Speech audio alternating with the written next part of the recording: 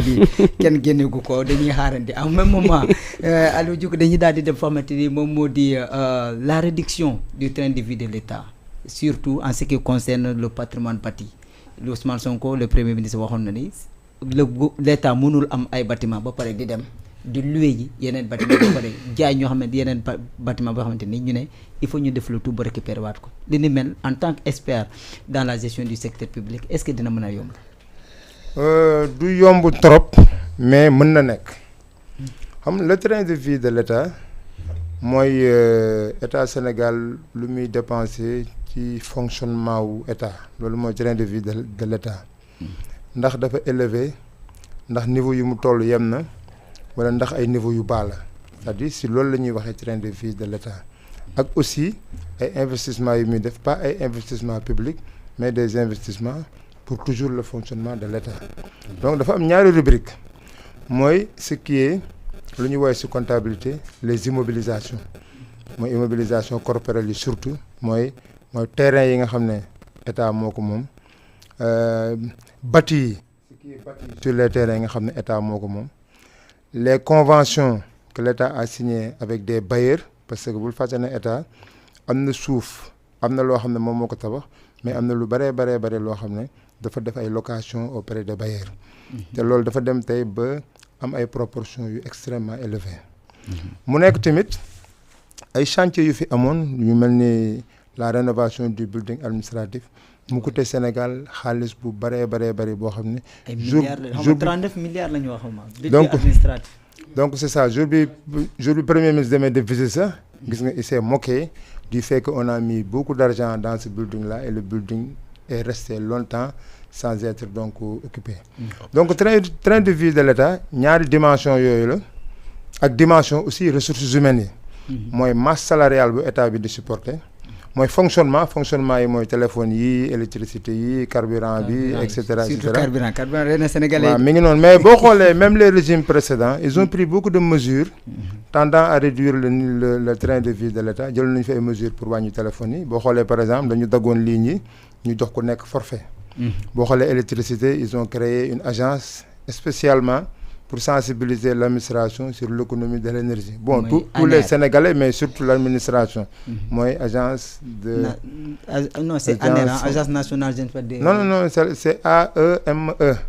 Agence de la maîtrise de l'énergie. Ok, oui. Donc tout ça, c'était dans ce sens. Mais bon, les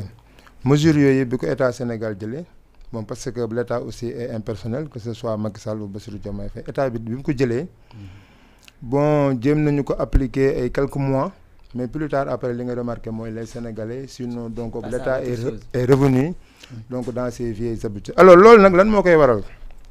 je l'avais dit ici un jour mooy quand tu mets en œuvre des réformes en général réformes yi dafay nécessiter ñi nga xam ne ñoom ñoo ko war a implanter ñu changer seen ay comportement te loolu ça passe fondamentalement par un plan de conduite du changement. léegi nag projet bi ñu nekk nii boo xoolee bon il a pris toutes les dimensions socio-économiques de l'État mais dafa am benn composante bu si manqué mooy composante boobu ma wax léegi mooy conduite du changement plan la boo xam ne bon les premières mesures qui sont en train d'être prises si conduite du changement la bokk mais par exemple le rappel des textes wala le renforcement des textes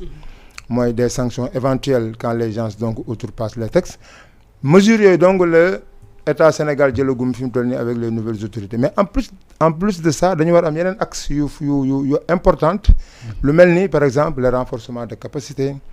lu mel ni par exemple le suivi évaluation de la mise en œuvre lu mel ni la motivation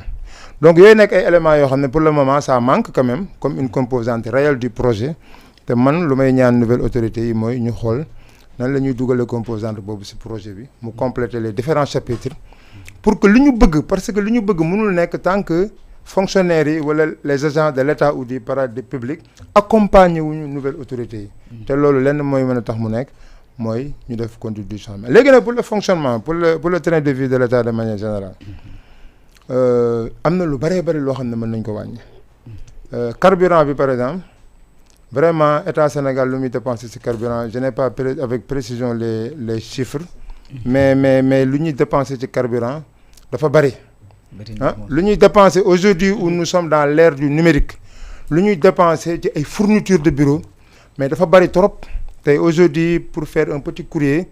par exemple pour faire un plan d'approbation qui doit passer par exemple pour 5 personnes tu es obligé d'utiliser une rame de papier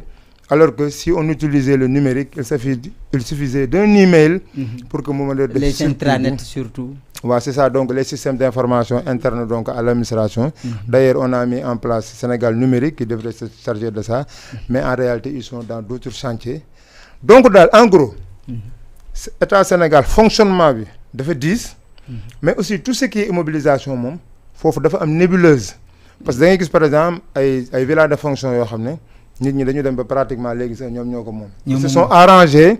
pour s'approprier donc des sessions pour approprier wu donc loolu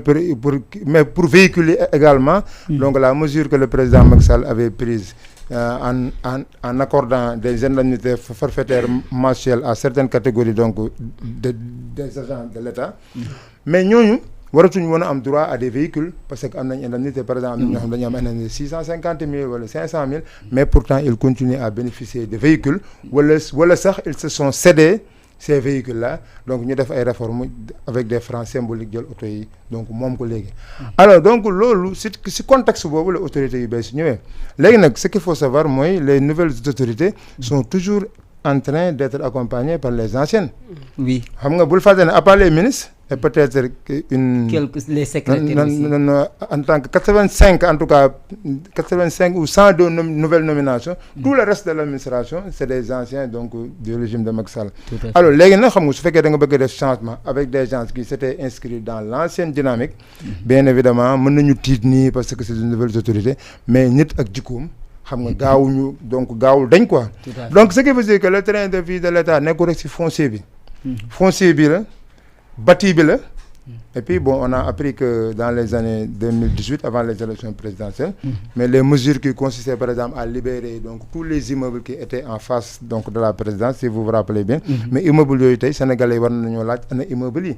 est-ce que état moo ko continuer di ko moom ba léegi su dee moo ko moom lan la fa def wala est-ce que immeuble yooyu noonu cédé wuñ ko à des privés c'est pourquoi j'ai beaucoup aimé l'intervention donc l'allocution de Ousmane Sonko à l'époque quand il disait que tout ce qui est patrimoine du domaine de l'État kuñ ko mën a jox ak doole boo mën a am ak investissement boo fa mën a def bu ñëwee te affaire bi tegul si yoon état Sénégal dina jël ay responsabilités nanguwaat ko versé waat ko donc c'est patrimoine bi donc je pense que donc daal à part la composante conduite du changement qui manque quand même dans la structuration du projet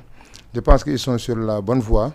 te bu ñu wàññee lu mel ni ay carburant ay téléphones ñu sensibiliser nit ñi ci consommation électricité gaspillage ndox ak yooyu mën nañ fa def ay économies bon ça ne sera pas très considérable mais même bu dee 1 franc la mën na recruter benn infirmier wala benn sage-femme wala benn instituteur te loolu moom mooy développer Sénégal. D'accord alors Bouli Galissa de votre côté ban jàngat nga am ci déclaration Ousmane Sonko ci loolu maanaam état loo xamante ni moom moo ko moom ba pare mu bàyyi ko ak nit ñi dem luwe ji feneen loolu moo koy indil ay yeneen dépenses supplémentaires te foog ñu seetu ko ba daal koo jëlaat. Oui je pense que d'ailleurs loolu boo ko saytoo di nga mën a sax comprendre certaines nominations par exemple un Fadilou Keita qui se retrouve à la CDC la Caisse de dépôt et de consignation qui a aussi une vie très intégrante de ce qui est le foncier bâti de l'État au niveau de la CDC mais dañuy delluwaat sax au 27 avril le séminaire gouvernemental qui s'est passé tout à fait. Qui a campé li nga xamante ni mooy cette vision de rupture bi nga xamante ni nguur gi andi na ko parce que boo bëggee comme ni ma ko waxee sànq boo bëggee dem fenn dafa am loo xamante ni da nga koy adopté da balaa ngay xamal nit ñi nag lii ngeen di demee da nga leen di jox tous les éléments yi nga xamante ni les autres qui étaient là sur quoi ils avaient buté fan lañu chuté fan lañu defee ay erreurs le conseil gouvernemental du 27 avril dafa d'abord permettre ministres yi ñu xam ne ils ont hérité d'un pays très très pauvre. Oui, avec un endettement élevé. te boo defee le ratio de la pauvreté de ce pays ak le train de vie de l'État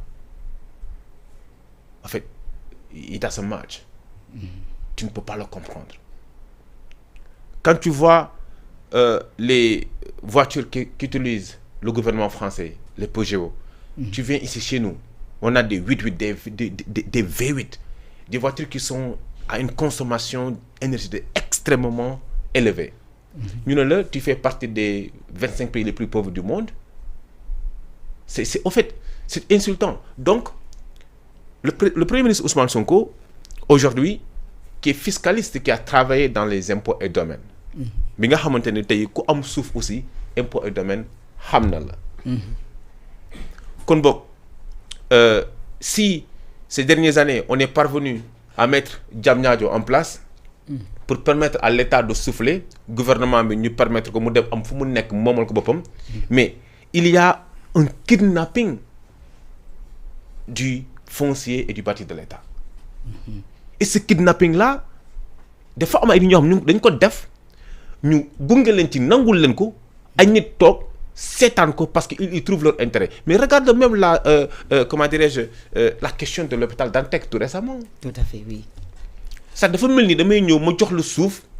en contrepartie yow suuf soosu da nga koy mettre en valeur jaay ko après toutes les personnes qui sont dans la chaîne ñoom dañ ci retrouver seen xaalis. Mais combien aussi de bâtiments de état di louer